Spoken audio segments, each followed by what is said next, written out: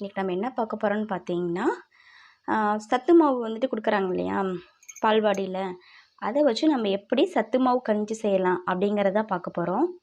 First நம்ம daily 150 gram வந்துட்டு சத்து மாவு வந்து எடுத்துக்கணும்.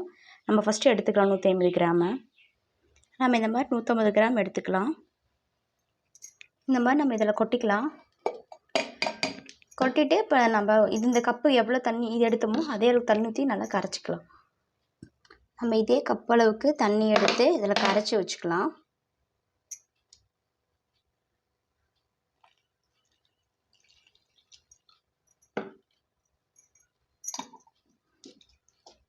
நல்லா கரைச்சி எடுத்துக்கலாம். நல்லா கட்டி இல்லாமல் கரைச்சி எடுத்துக்குவோம். ரொம்ப கெட்டியாக இருக்குது, நம்ம இன்னும் கொஞ்சம் தண்ணி ஆட் பண்ணிக்கலாம். இதில் இன்னும் அரை கப்பு மட்டும் தண்ணி நம்ம ஊற்றிக்கலாம். இந்த அரை கப் தண்ணி இதில் ஊற்றிக்கலாம்.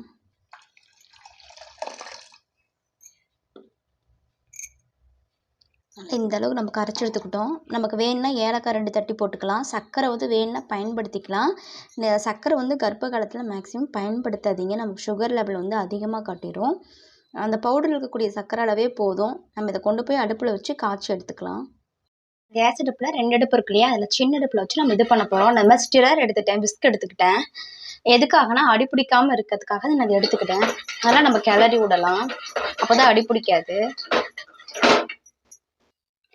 இந்த மாதிரி கெட்டியாச்சுன்னா நம்ம கொஞ்சமாக தண்ணி ஆட் பண்ணி கூட இது பண்ணிக்கலாம். சுடு தண்ணி கூட ஆட் பண்ணிக்கலாம். இப்போ நான் என்ன பண்ண போகிறேன்னு பார்த்தீங்கன்னா, தேங்காய் வந்து ஆல்ரெடி துருவி வச்சுருக்கோம். அது இதில் கொட்டி நல்லா கிளறி விட்டு ஆஃப் பண்ணிக்க போகிறோம். நல்லா ஒரு டைம் கிளறிக்கலாம்.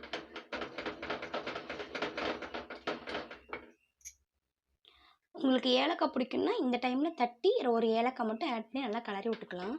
அவ்வளோதான், நம்ம கஞ்சி ரெடி ஆயிடுச்சு. உங்களுக்கு சர்க்கரை வேணுன்னா நீங்கள் வந்து நாட்டு சர்க்கரை பயன்படுத்திக்கோங்க. கன்சீவாக இருக்கும்போது சர்க்கரை பயன்படுத்தாமல் இருக்கிறதே ரொம்ப நல்லது. அவ்வளோதான், நம்ம இதை ஆற வச்சு குடிக்க போகிறோம். ஒரு நாளைக்கு நம்ம 150 கிராம் வந்துட்டு சத்து மாவு வந்து சாப்பிட்லாம்.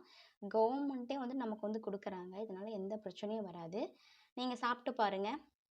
வீடியோ பிடிச்சிருந்தா லைக் பண்ணுங்கள், ஷேர் பண்ணுங்கள். தேங்க்யூ.